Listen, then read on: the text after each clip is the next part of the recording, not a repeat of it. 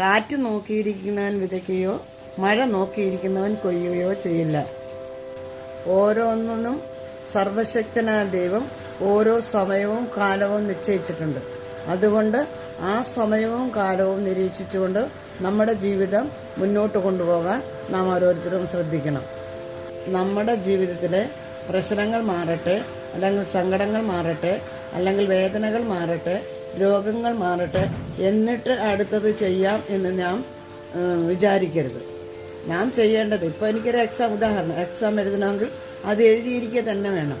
നമ്മുടെ എല്ലാ കാര്യവും തീർന്നിട്ട് നമുക്കൊരു കാര്യം ചെയ്യാനോ വിജയത്തിലേക്ക് എത്താനോ സാധിക്കില്ല.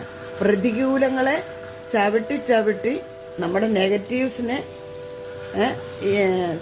ചവിട്ടി ഇല്ലാതാക്കിക്കൊണ്ട് പോസിറ്റീവിലേക്ക് ഓരോ നിമിഷവും ഞാൻ കടന്നു പോകണം. അതിന് വിവേകപൂർവ്വം ഞാൻ പ്രവർത്തിക്കണം.